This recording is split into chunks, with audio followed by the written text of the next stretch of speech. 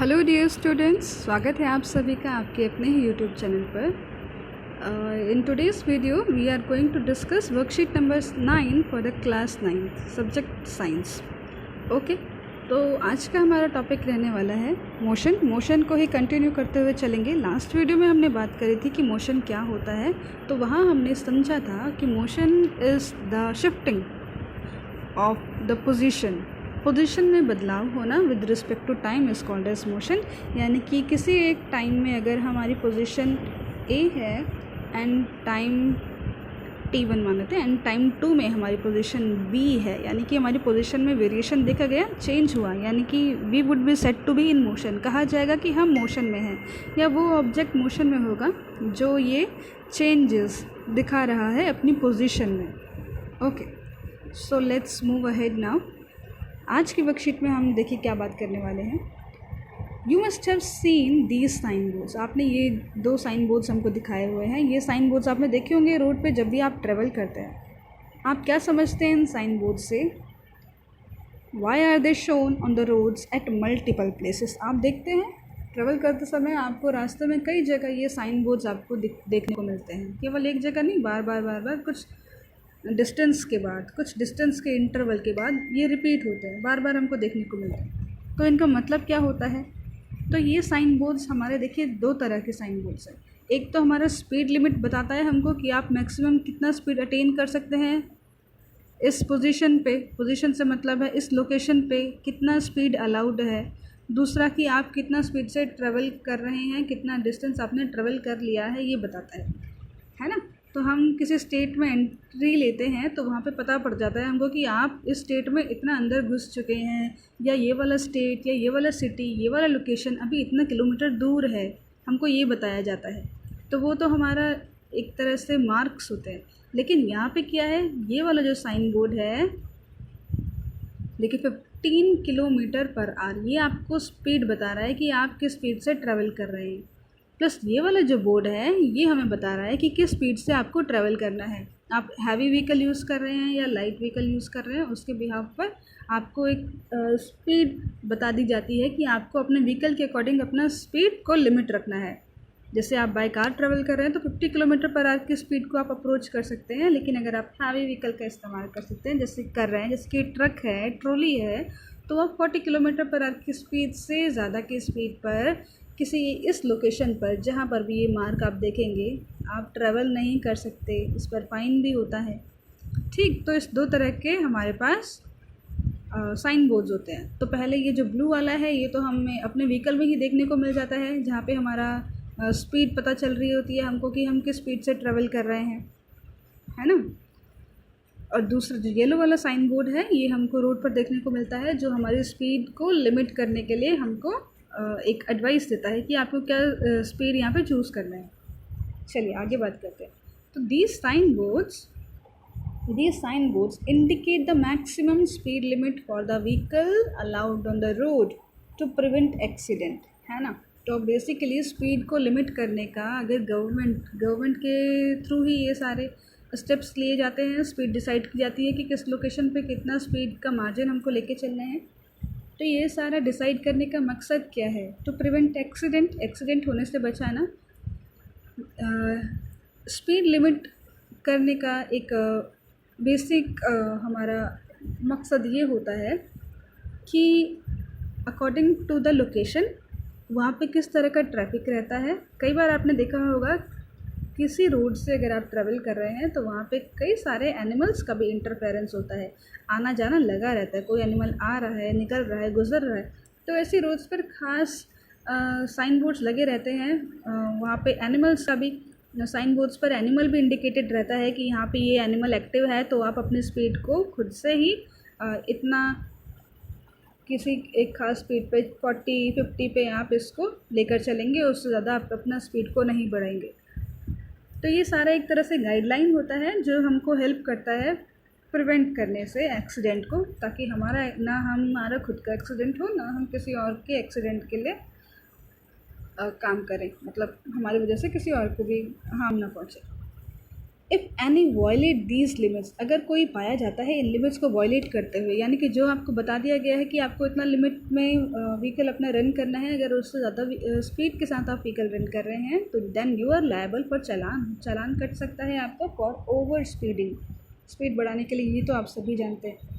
Different objects में take different amount of time to travel certain distance. अब हमको ये भी पता है, जैसे स्पीड यहीं पे लिमिट कर दी है तो हम देख पा रहे हैं, तो हर व्हीकल की अलग अलग गाइडलाइन है हर व्हीकल के लिए कि भारी व्हीकल किस स्पीड से चलेगा, हल्का व्हीकल किस स्पीड से चलेगा। इवन लेन तक डिसाइडेड होते हैं कि कौन से लेन में कौन सा व्हीकल चलेगा। तो हर व्हीकल अपना अपना स्पीड से चल रहा है, तो हर व्हीकल का किसी एक खास डेस्टिनेशन तक पहुंचने का जो टाइम है वो भी डिफरेंट होगा। किसी एक व्हीकल के लिए टाइम अगर 1 आवर है तो हो सकता है वही किसी दूसरे व्हीकल के लिए टाइम 2 आवर हो। ज़रूरी तो नहीं है हर व्हीकल के लिए सेम टाइम हो, ये नहीं हो सकता, क्योंकि स्पीड डिफरेंट है तो टाइम टेकन भी डिफरेंट ही होगा। The rate of motion can be found out by finding out the distance travelled by the object in unit time. अब अगर हमें जानना है कि रेट ऑफ मोशन, अब रेट का क्या मतलब है, आई थिंक आपको पता होगा, फिर भी एक बार हम बात कर लेते हैं। जब भी हम रेट की बात करते हैं किसी चीज़ के रेट की, तो हम ये बात कर रहे होते हैं कि with respect to time, time के साथ उसमें कितना बदलाव आ रहा है। अब मोशन की बात कर रहे हैं तो मोशन क्या है, पोजीशन का चेंज होना, है ना। पोजीशन को मैं डिस्टेंस बोल सकती हूँ कि डिस्टेंस का चेंज होना, कितना डिस्टेंस ट्रेवल किया कितने टाइम में। तो अगर मैं ज़्यादा डिस्टेंस ट्रेवल कर रही हूँ शॉर्ट पीरियड ऑफ टाइम में, तो मैं बोलूँगी मेरा रेट ज़्यादा है मोशन का, मेरे मोशन का रेट ज़्यादा है। वहीं अगर इसको एक एग्जांपल से ले लेते हैं, देखिए एक एग्जांपल ले लेते हैं। फॉर इंस्टेंस मान लीजिए कोई गर्ल ए है और ये हमारी गर्ल बी है। तो गर्ल ए और गर्ल बी दोनों को ही सेम डिस्टेंस ट्रेवल करना है। हम मान लेते हैं हमारा डिस्टेंस है 40 किलोमीटर, ठीक है, 40 किलोमीटर। अब तो जो गर्ल ए है डिस्टेंस कितना 40 किलोमीटर ट्रेवल कर रही है, बी गर्ल भी 40 किलोमीटर डिस्टेंस ट्रेवल कर रही है। लेकिन जो गर्ल ए है उसने टाइम लिया 3 आवर और जो गर्ल बी है उसने कितना टाइम लिया, मान लेते हैं 2.5 आवर। तो आप ये देखिए जल्दी जल्दी चेंज इन पोजीशन किसका देखा जाएगा, शॉर्ट पीरियड ऑफ टाइम में कौन अपनी पोजीशन चेंज कर रहा है, गर्ल बी। गर्ल बी अगर जल्दी जल्दी पोजीशन चेंज कर रही है तो उसका रेट ज़्यादा है। रेट, टाइम कम लिया लेकिन रेट ओवरऑल है, रेट तो उसी का ज़्यादा है ना। तो rate of change of motion या rate of change in motion हम बोलेंगे गर्ल बी का ज़्यादा है, ना कि girl A. Girl A slower देखने को मिलेगी आपको as compare to girl B, ठीक है बेटा। तो जहाँ भी रेट की बात हो जाती है तो वहाँ हम बात कर रहे होते हैं पर यूनिट टाइम, किस समय के साथ रेट किस दर से बदल रहा है। अब बदल रही हैं चीज़ें तो टाइम के साथ ही तो बदलती हैं, तो कितना जल्दी बदल रही हैं या कितना स्लोली बदल रही हैं वो हमारा रेट हो जाता है। ओके, आगे बात करते हैं। तो यहाँ से हो गया हमारा the rate of motion can be found out, कैसे पता लगाएंगे, by finding out the distance travel, कि कितना डिस्टेंस ट्रेवल करा है ऑब्जेक्ट ने in unit time, per unit time में। यूनिट टाइम से मतलब है इकाई समय में। जैसे कि मान लें कि हमारा टोटल टाइम ट्रेवल अगर 10 आवर्स है, अगर टोटल टाइम टेकन 10 आवर है, तो मेरा यूनिट टाइम क्या होगा। मैं इसको सबसे छोटा यूनिट किस में बांट सकती हूँ, मैं 1 सेकेंड में देख सकती हूँ कि पर सेकेंड में कितना ट्रेवल किया है, या मैं 1 आवर में देख सकती हूँ कि 1 आवर में कितना ट्रेवल किया है, या मैं 1 मिनट में भी देख सकती हूँ कि हर एक मिनट में कितना ट्रेवल हो रहा है। तो ये हमारे टाइम की यूनिट्स हैं कि मैं अपने टाइम को कौन सी यूनिट में लेके चल रही हूँ।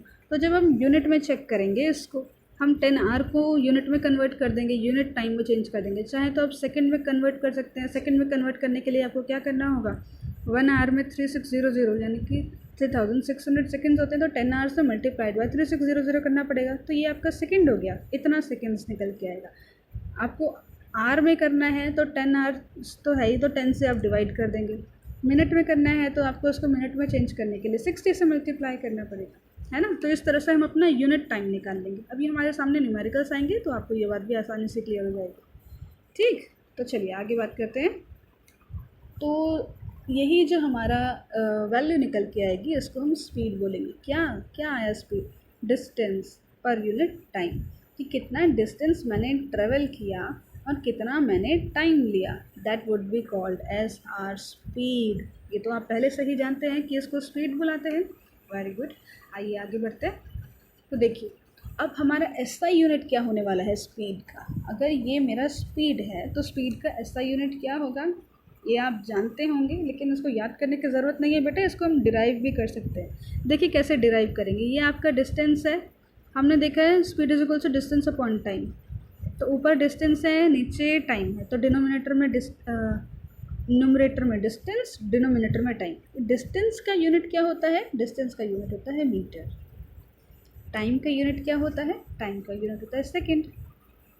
तो एक तो ये निकल के आ गई आपकी डिस्टेंस की यूनिट मीटर पर सेकंड।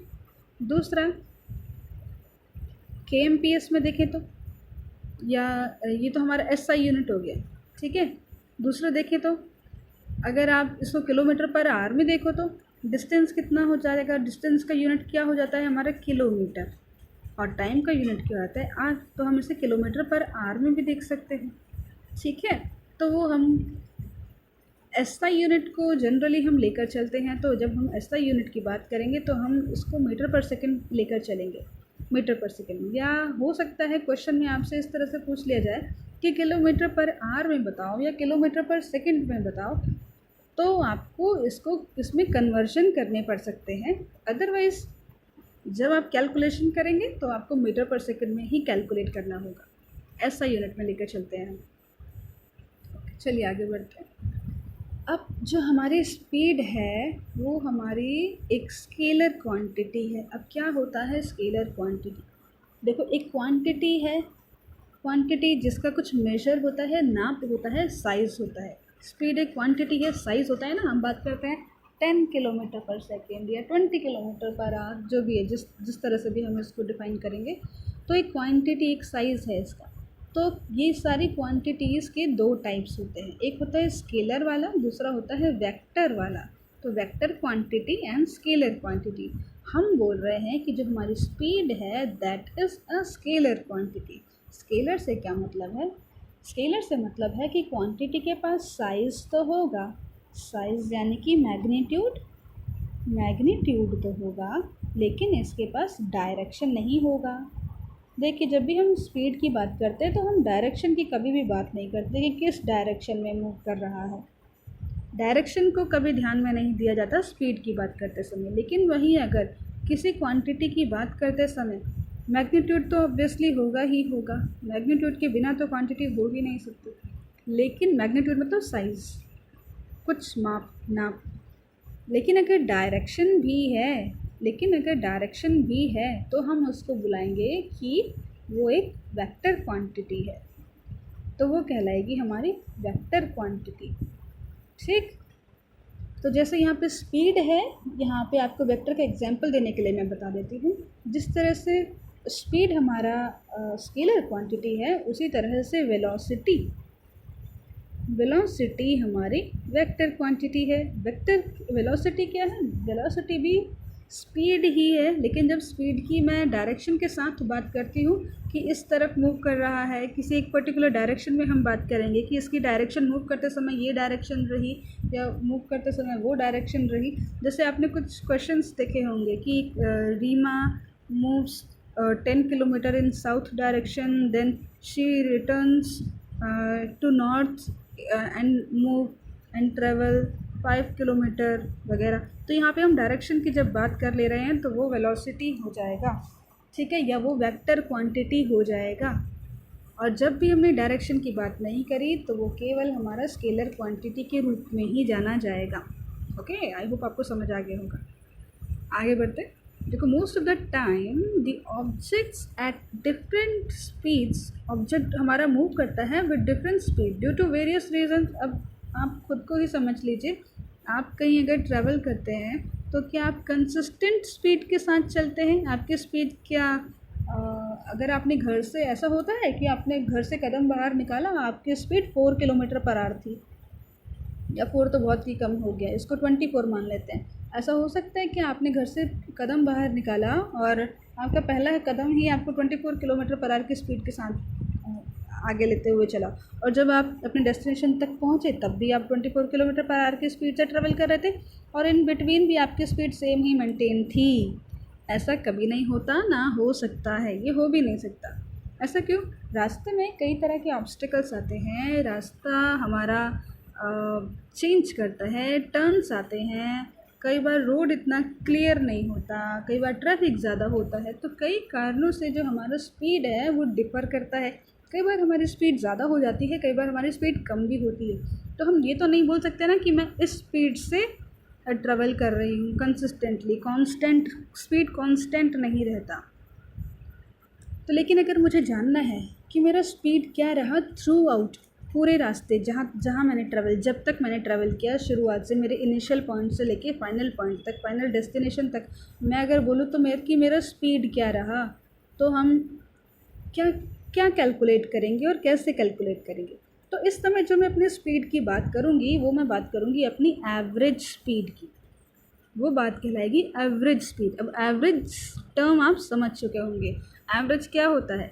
जैसे आपने मैथ्स में देखा होगा, एवरेज ऑफ स्टूडेंट्स निकालते हैं, एवरेज एज ऑफ स्टूडेंट्स निकालते हैं। तो क्या करते हैं? टोटल एज निकालते हैं पहले तो हर बच्चे के। मान लीजिए 10 बच्चे हैं, 10 बच्चे में से 5 बच्चे 10 ईयर्स ओल्ड हैं, 2 बच्चे 9 ईयर्स ओल्ड हैं, और 3 बच्चे 11 ईयर्स ओल्ड है।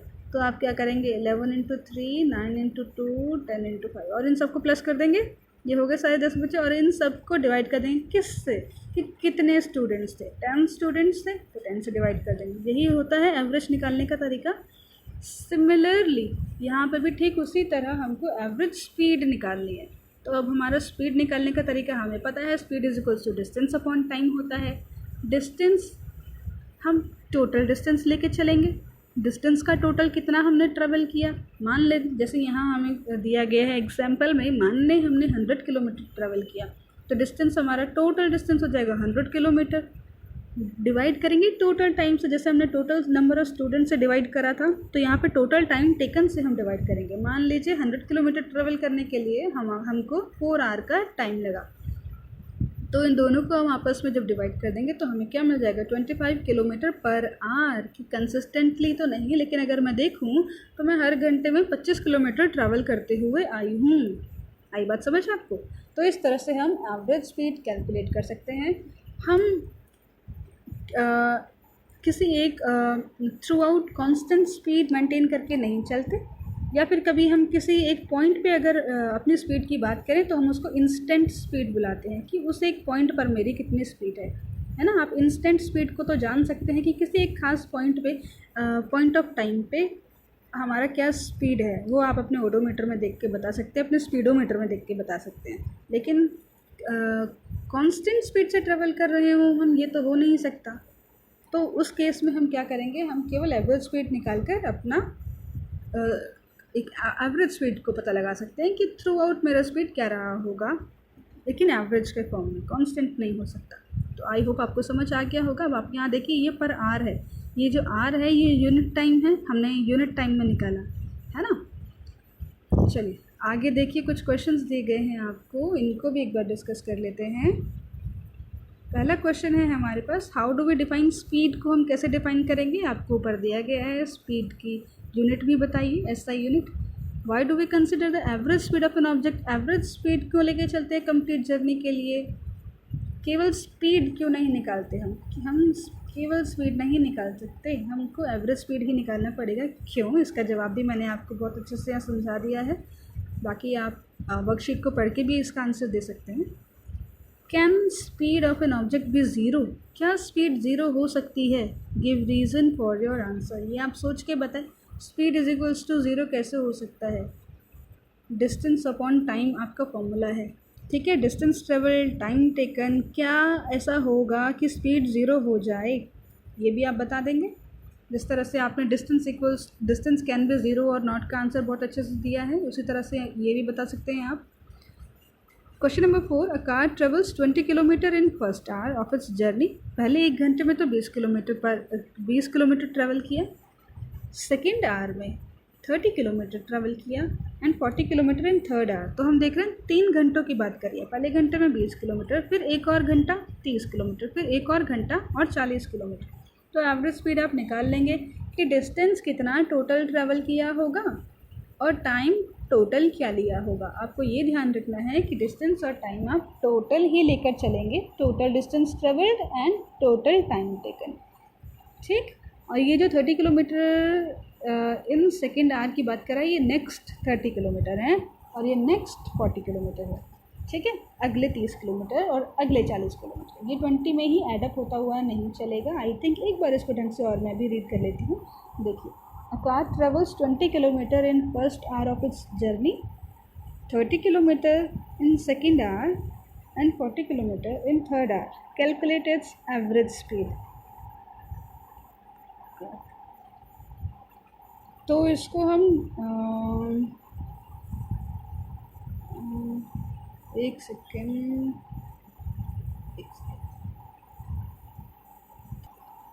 हाँ, देखिए बेटा, इसको हमको ऐसे समझना होगा कि 20 किलोमीटर पहले आवर में ट्रेवल किया। अब ऑडोमीटर पे बेटा हर बार तो नया रीडिंग शुरू नहीं करेंगे ना, हम अपने ऑडोमीटर को देखना, हम बार बार ऑडोमीटर को सेट तो नहीं करेंगे। अभी 20 किलोमीटर पर आवर अभी 20 किलोमीटर डिस्टेंस ट्रेवल दिखा रहा है, अगले घंटे में देखा तो 30 किलोमीटर बता रहा था, है ना। फिर एक घंटे बाद देखा तो ये 40 किलोमीटर बता रहा था। आई थिंक आपको समझ आ गया होगा। तो हमने क्या देखा, पहले 20 बता रहा है, फिर 30 बता रहा है और फिर 40 बता रहा है, यानी कि इसी में ऐड होता हुआ चला है, यानी ये इसी में ऐड होता हुआ चला है। तो इसको हम दो सेंस में समझ सकते हैं, चाहे एक की या तो अलग अलग पूछा गया है या एक ही में पूछा गया है। तो ये हमसे अलग अलग नहीं पूछा गया, ये कंबाइन चलेगा। पहले आवर में 20 किलोमीटर, नेक्स्ट आवर में देखा तो हम 30 किलोमीटर चल चुके हैं और थर्ड आवर में देखा तो हम 40 किलोमीटर चल चुके हैं। तो टोटल कितना चले हैं हम, टोटल हम 40 किलोमीटर चले हैं। ओके बेटा, टोटल हम 40 किलोमीटर चले हैं और टोटल टाइम कितना लिया हमने, 3 आवर लिया। तो आप यहाँ से इसका एवरेज स्पीड निकाल लेंगे। ओके, आई होप आपको सब क्लियर हो गया होगा। इन केस अगर आपका कोई डाउट है तो आप मुझसे यही कमेंट सेक्शन में पूछ सकते हैं। मैं पूरी कोशिश करूँगी आपके कमेंट्स का जवाब देने के लिए। और चैनल को ज़रूर सब्सक्राइब करें। वीडियो अगर आपको अच्छी लगती है तो वीडियो को लाइक ज़रूर करें, ताकि मेरे वीडियोस लगातार आपको प्रोवाइड होते रहें। तो मिलते हैं अगली वीडियो में, तब तक के लिए take care and good bye.